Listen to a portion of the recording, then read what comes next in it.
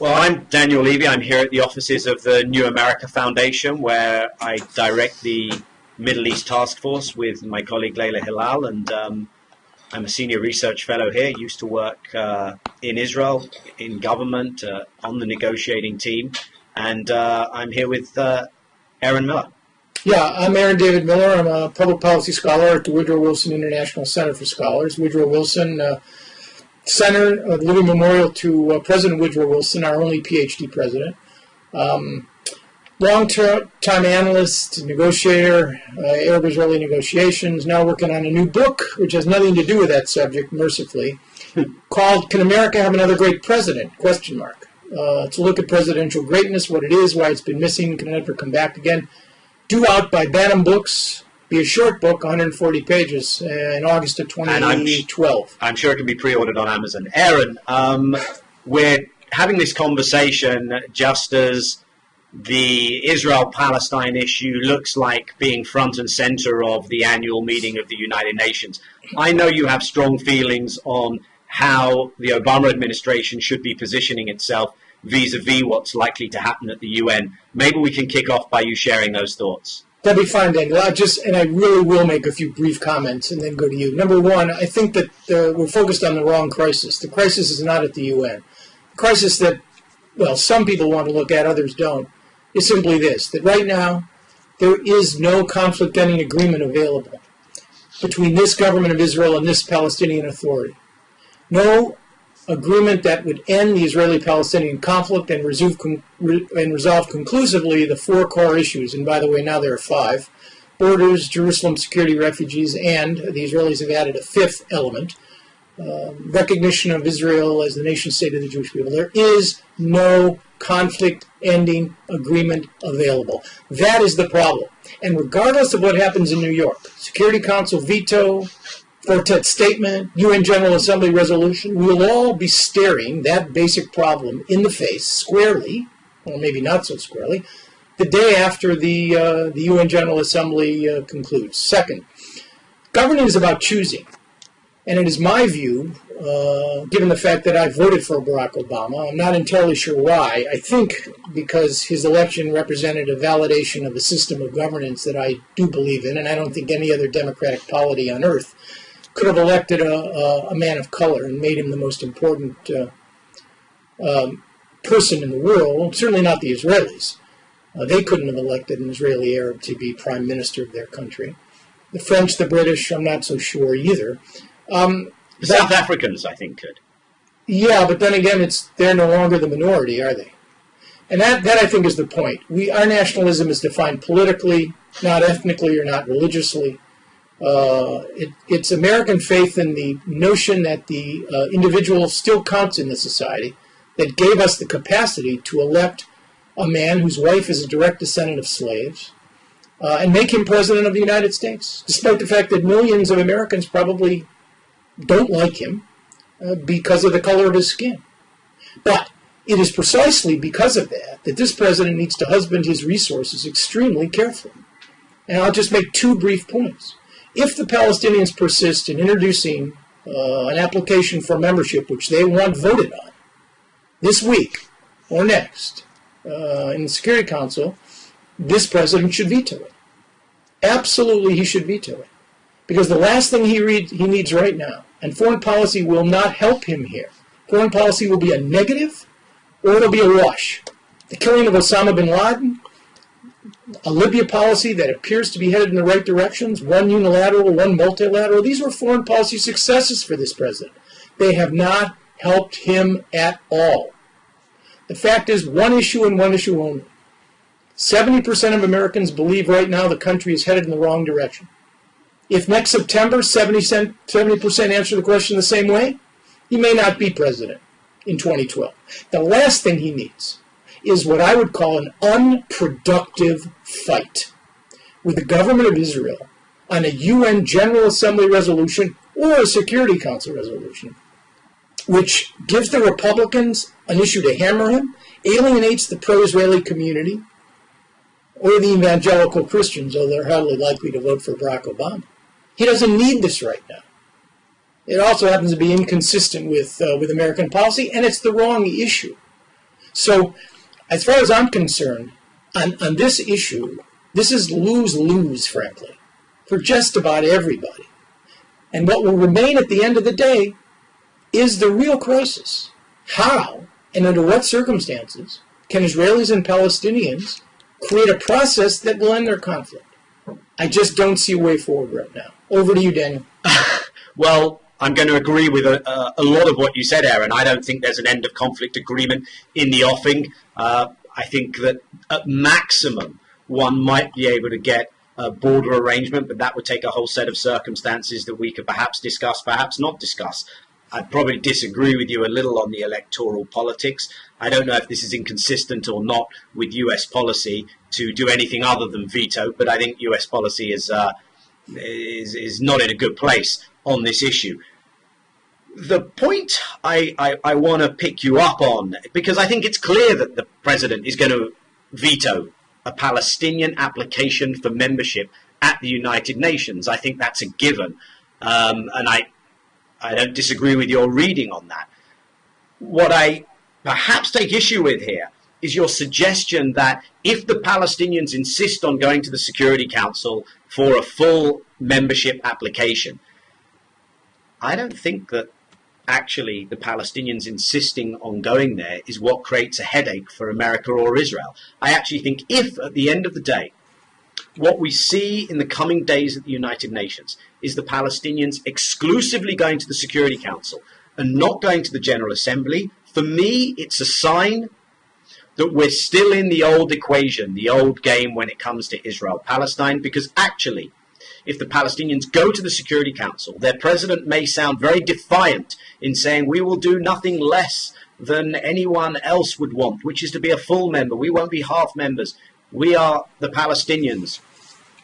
By doing so, he will actually make it very easy to continue the status quo, because the procedure at the Security Council is this goes to committee. It can get stuck in committee for quite a while. Even if the Americans end up sometime down the line using a veto, they will not be alone in not supporting this. They may even cobble together 7 countries which will no longer require them using the veto. If the Palestinians can't get 9 votes in favor, then the veto issue is neutralized as an issue. So my sense is that actually by going to the Security Council, the fallout is far less. And the journey back to the status quo of an entrenched Israeli presence and of an asymmetry that perpetuates and exacerbates this conflict, the journey back to that from the Security Council is a shorter journey than back from the General Assembly. And I think we're going to have a pretty improved understanding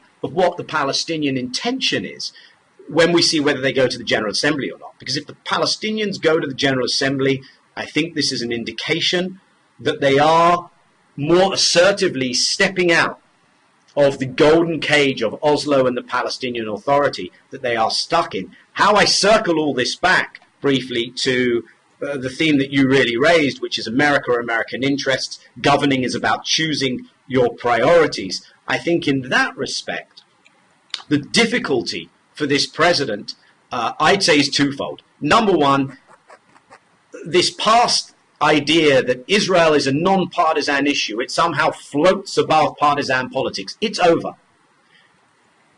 Republican, Likud ties are such that the Israeli Prime Minister is working against the re-election of Barack Obama. And Obama is not going to be able to change that equation. He can neutralize it. And I believe the American Jewish vote is not particularly in play and not over the Israel issue. But just by being more and more helpful to Netanyahu, he's still not going to get gratefulness. The other problem for the president is he still does have to govern America, govern America's foreign policy, govern America's national security interests. And in this fluid, changing Middle East, the ability to compartmentalize, to create a vacuum around the Israel issue, and then get on and do American interests everywhere else in the region is increasingly shrinking and storing up ever greater difficulties for America to manage or be unable to manage.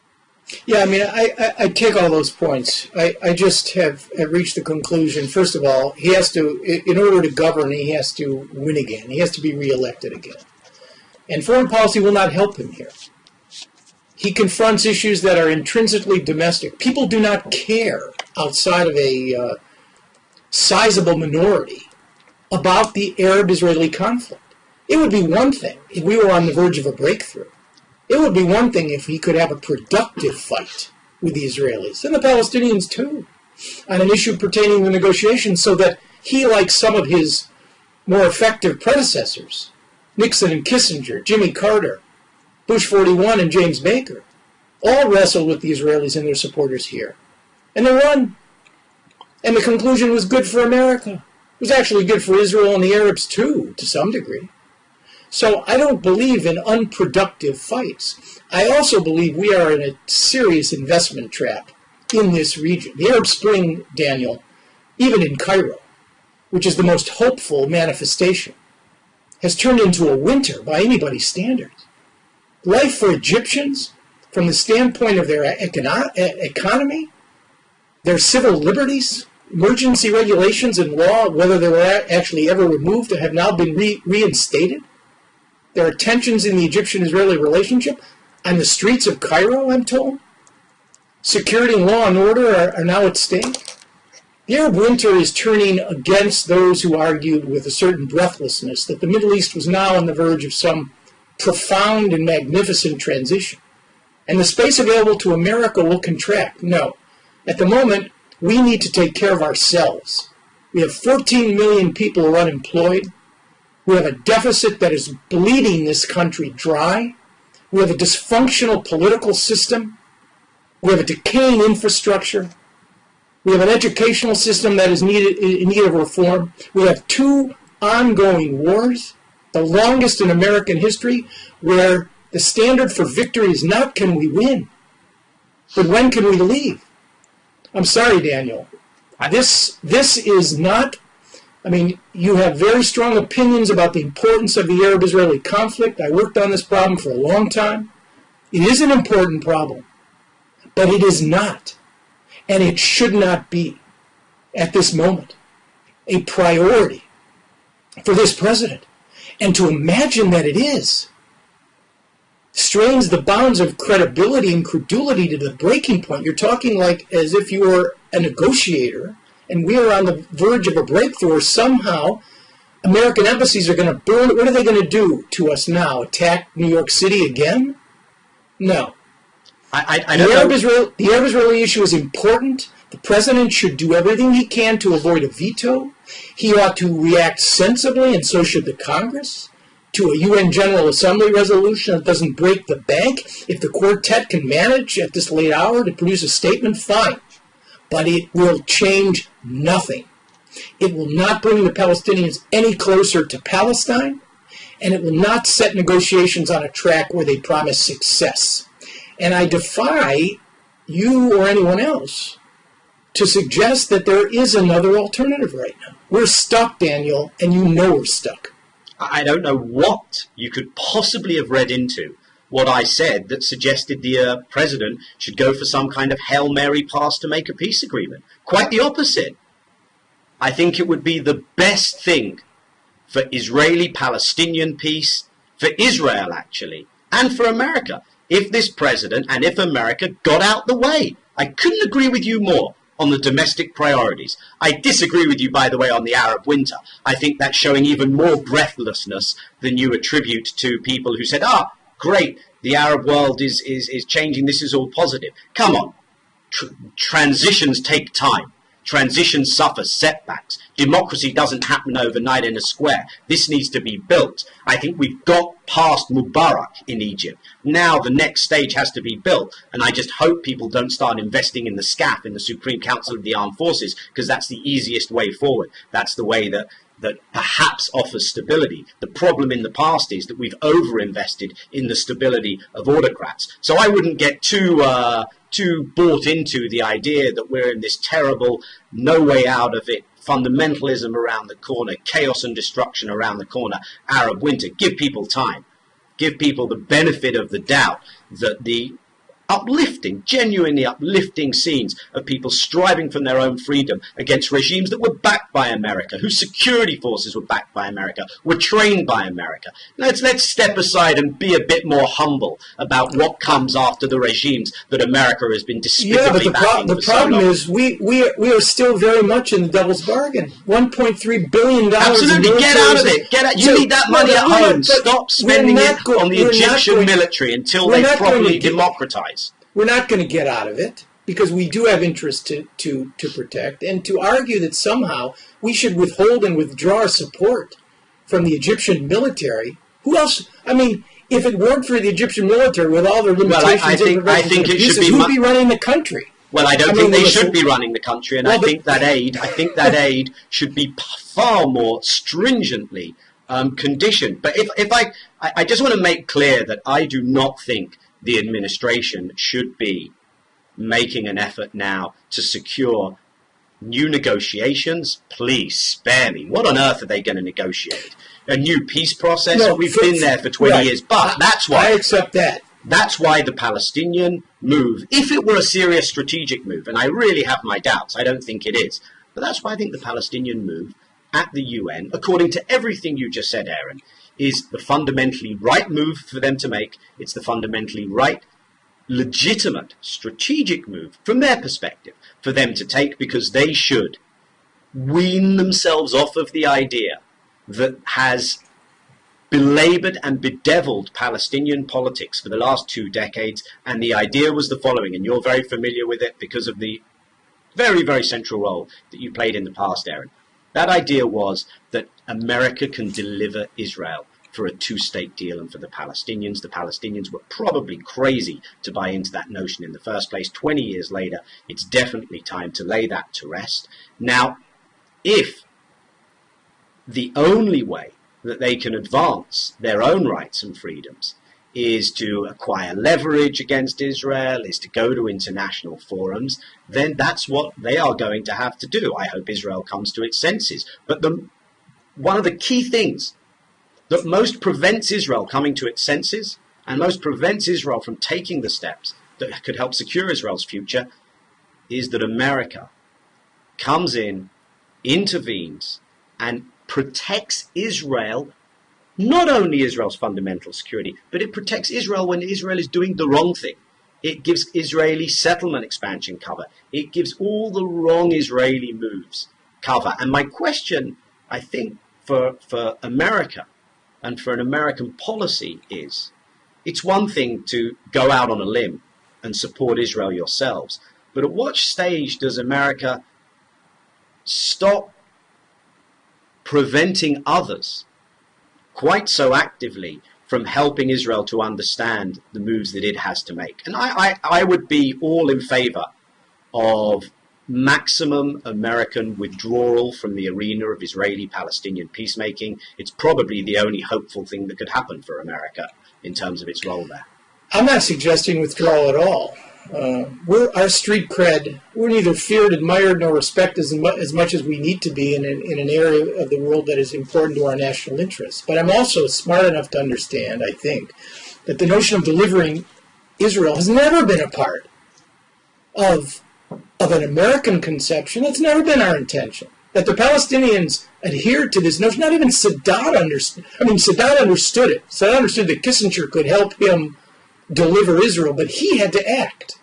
He had to act in ways that were profoundly transformative. King Hussein understood the same thing in an effort to get out of the doghouse for backing Saddam, or at least for sitting on the fence. The peace treaty with Israel was, in fact, partly designed to realign himself with the Americans. Now, the notion of delivery is infantilizes the Arabs and the Palestinians. If the Palestinians ever believed, and by the way, I don't think they ever believed it, not the Palestinians that I worked with, not Arafat, not Abu Mazen, I don't think they ever believed it. The left believes it, but I think that's another... I don't know which left you talk to, Aaron. Well, the Israeli left wants it. I don't think there's a left in Israel. But anyway. The Israeli, well, whatever is left of the left, the notion that we should somehow help Israel, save Israel in spite of itself, which is the George Ball argument, is another, I would argue, aspect of infantilization. As if we, the greatest power on earth, the ones who are bogged down in Iraq and Afghanistan, can somehow bring a tiny state to its quote-unquote senses by punishing it or withdrawing American assistance to avoid its perpetuating of its own illusions. Look, I care about America. I really do. I also care about Israel. And I've had plenty of tussles over the years with many Israelis about the wisdom of their own policies. But my bottom line is very simple. The Israelis and the Palestinians will, in fact, come to an agreement when the pain and the prospects of gain reach a point where the status quo is less attractive than the risks that they have to entertain in order to change it. Now, you may argue that we help perpetuate that status quo. And to a certain degree we do, but since I would argue to you our support for Israel is multifaceted, and in a democratic polity where everything is argued in the public square, our foreign policy is, in fact, a result of a sustainable domestic consensus. So there's a reason for the last 60 years that we have backed this tiny country. There's a reason that we put up with its excesses and acquiesced in some of its bad policies. And I would urge you to consider all of the reasons that drive a democratic polity to maintain a relationship at times with an ally whose behavior can, in fact, go against American interests. There's no question about that. The reality is, though, under what circumstances and how do we change that? A 2x4, in my judgment, is never proven. It works pretty good against adversaries. What is, sorry, Aaron? A 2x4, that is to say, taking Israel to the woodshed and whacking it a few times with a big piece of lumber. It's a way to describe I'm from a real estate family. It's a way to describe a piece of wood that's cut for construction, primarily for houses. But, punitive measures work against adversaries sometimes. I mean, I'm not sure it worked against Saddam during the first incarnation with respect to sanctions, or Assad. But Israel is not, under any circumstances, Gaddafi. It's not Saddam. It's not even Karzai or Maliki. So the notion that this great power is somehow being taken for a ride by this tiny country, and that our foreign policy is held hostage to 5.5 million American Jews who are forcing administration after administration after administration to do Israel's bidding, is a reading of America that is profoundly, I would argue, skewed. We support Israel for many, many reasons. Yes, domestic politics are critical. I doubt if Israel would have the aid levels it does if it didn't have the support in Congress. I think that's probably right. But the reality is there are other reasons that have perpetuated and sustained the relationship and has brought the United States to accept, acquiesce, in any number of Israeli policies that we don't like. At times, actually, under Kissinger, Carter, and Baker, we've taken counteractions. I mean, and we've been tough. We've actually used economic aid as a tool when we didn't like settlement activity. But it served a purpose. It was functional. It was designed to achieve an American end. Daniel, what I'm saying to you now is that some free-floating moral repulsion with the way Israel behaves. I was on NPR the other day in a show that featured Jimmy Carter. It was Jimmy Carter and Anna Shrawi and me. They asked Jimmy Carter what we should do. And Jimmy Carter's answer was, for moral and ethical reasons, we should vote to admit Palestine to the UN. Now, Jimmy Carter was president of the United States for a single term. He's a man of great conviction.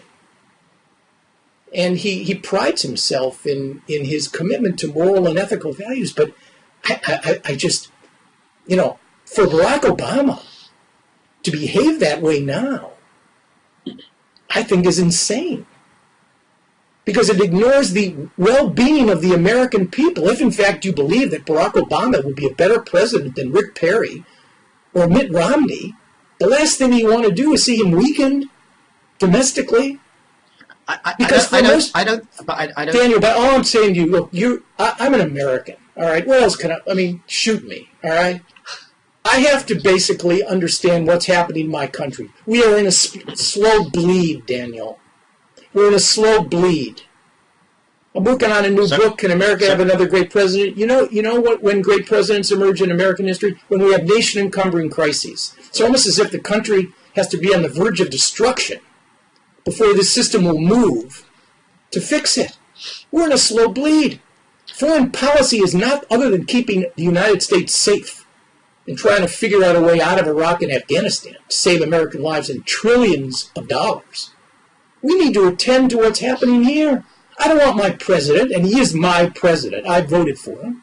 I don't want my president expending his political capital because Daniel Levy believes somehow that we ought to do something. I have not said that. Can you stop putting words into my mouth? Because Aaron, we should punish Benjamin Netanyahu. I haven't said that. I think you should. I think you should, but it's not going to happen, and it's not even part of. It's not even part of my narrative. But why should we?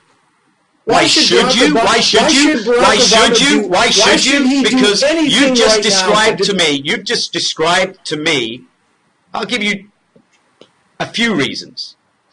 First of all, in a very circuitous way, in apparently trying to refute the argument that America can actually influence its allies by taking punitive measures, you endorsed the argument, Aaron. You gratefully reminded us all that when Bush won in 91, took a certain position with loan guarantees with Shamir, it worked, Rabin came in, and American and Israeli interests were better served. You at least hinted at what happened during the first Netanyahu premiership. So first of all, the idea that America can't, the idea that it doesn't work is clearly a fallacy. But the second point that you've made is the slow bleed. Now, first of all, on the slow bleed, I think probably have a large area of agreement that the slow bleed that we have today is at least in significant measure a result of the gash that was opened up by the last president. America is in two wars, not of Obama's making, but of the making of the last president. Afghanistan is Obama's war. No, well, he didn't start. He doubled down, but he didn't initiate it, and I think it's a mistake, and I think he should be out of there, just like he should be out of Iraq if you want to stop the slow bleed. But if you're talking about the slow bleed, then I think you can also locate part of the reason for the slow bleed in a set of policies in the Middle East, which have to do with Israel, which is what all the recent CENTCOM commanders have pointed to, the commanders who look at that region from a security perspective.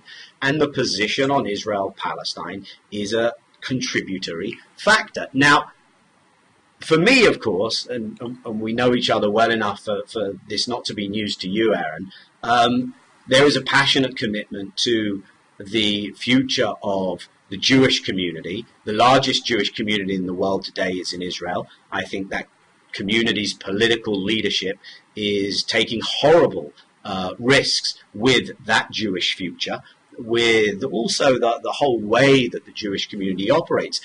I agree with you. That's not a good enough reason for the American president to act, especially when, and I think Andrew Sullivan has just got it very right in a recent blog post, especially when it's no longer about the Israel lobby in the United States, it's about the greater Israel lobby, because all those groups that are defending the idea that no pressure whatsoever should be applied on settlement policy, you've said it yourself.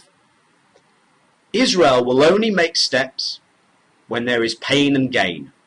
There's no pain and there's all gain in the current status quo as Israelis experience it, as Israelis live it from day to day. That's an unfortunate and not an enjoyable conclusion for me to reach. But I don't want the pain to be innocent civilians dying. I don't want the pain to be a return to bloodshed and terror. Now, I understand America is unlikely to be the knight in shining armor. I have a huge disagreement, as you know, with the people who purport to speak in the name of Israel's interest and in the name of the Jewish interest, and who perpetuate policies and enable policies which are terrible, I would argue, for Israel. I have a different argument with the Christian right, who are probably an even more powerful political force here today.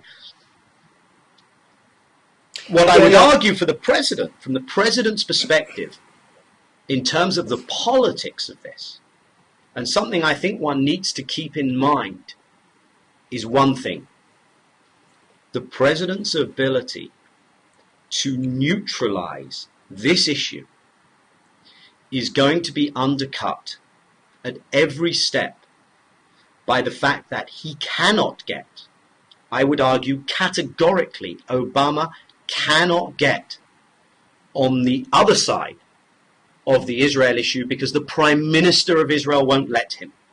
The president can do everything he's done already, and I believe this president has gone out of his way, has had Israel's back, has really, in changed circumstances which made it even more difficult for America, has really gone out of his way, just we saw with the Egyptian embassy incident the other day, to demonstrate his bona fides when it comes to him being a friend of Israel.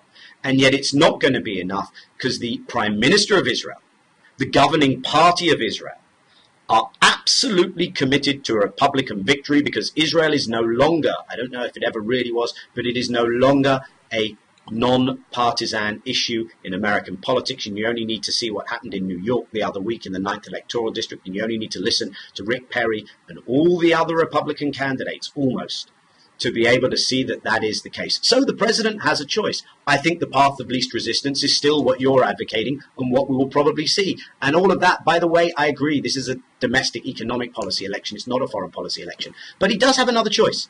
He can articulate a position that I believe will find more favor with Democrats, with Jewish Democrats, with the center ground in American politics, which does pro-Israelism without it being Republican, Likud, far-right pro-Israelism. Because trying to be more Republican than the Republicans and more Likud than the Likudniks on Israel, which is where the administration's policy has gotten to, is a losing wicket for the president. First of all, I don't think this president, this is not Bill Clinton or George W. Bush. Barack Obama is not sentimental when it comes to Israel, right? He's somewhere between Jimmy Carter on one hand and Bush 41 on the other. That is, which may actually help him if you ever did get into a negotiation. But you need the other piece of it as well. He doesn't emote well, Daniel.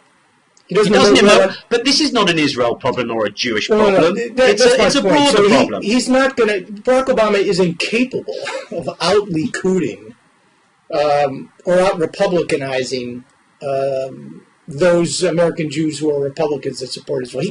He cannot do it. It's not in his DNA. But he couldn't do it anyway because Bibi won't let him do it. This issue, Daniel, the Israeli-Palestinian issue right now, cannot be fixed. All right? It cannot be fixed. And until Israelis and Palestinians get to the point, both of them, I might add, and I think it's fascinating to consider that Israelis can get 400,000 people out into the streets of Tel Aviv on an issue that is extremely important to Israel. Cannot get 400,000 people, well, at one point over Lebanon, back in the day in a galaxy far, far away, maybe at some point during the 90s. But you can't get those kinds of protests in the streets of Israel on this issue. I am tired, frankly, and this is not directed at you, but I am tired of Israelis and Palestinians in whatever political guises coming to Washington and complaining to me that the administration isn't more willful or purposeful in terms of its involvement in the Israeli-Palestinian issue. I'm tired of it. It's again infantilizing. We'll solve your problems for you. We can't solve your problems, and we won't solve your problems until you get to the point, you and the Palestinians, where in fact the status quo really does cost you something, nothing's going to change. And I might add, and that is driven not just by pain, it's driven by the prospects of real gain, which is why Operation Cast Lead and every other violent action over the course of since the first Intifada, which actually produced, the first Intifada, like the 73 war, actually produced pain and gain, and thereby changed the calculation of Israel's leadership, and Egypt's as well, and the Palestinians in Oslo. Sadly, it was a failure. So this is not a happy situation, Daniel. It is not going to be a happy situation. If the quartet cobbles together some statement which creates a process, I know it's underway, a 4 to 6 week preparatory period of negotiations, which is actually quite smart because it'll give the Americans time to iron all this out and see if they can relaunch negotiations. If something like that materializes, fine. But at the end of the day, the reality staring us all in the face will be the same.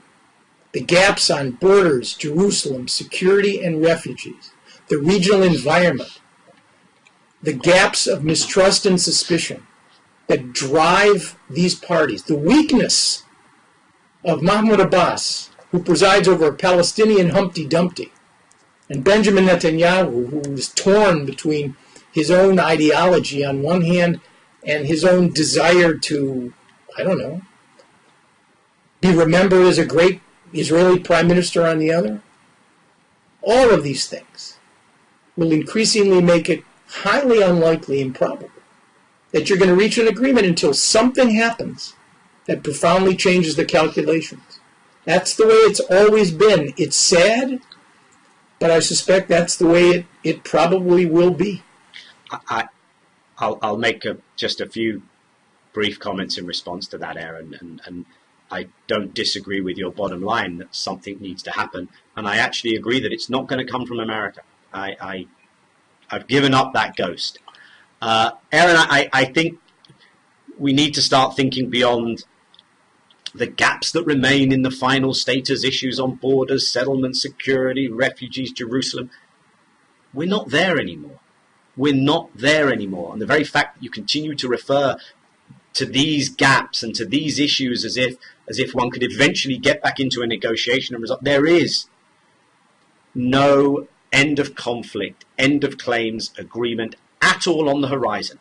Either we don't get a two-state solution at all, or it's gotten to in a very different way to that which we both worked on when we both served as officials and you served for an awfully long time. It's not there anymore. It was a quick fix.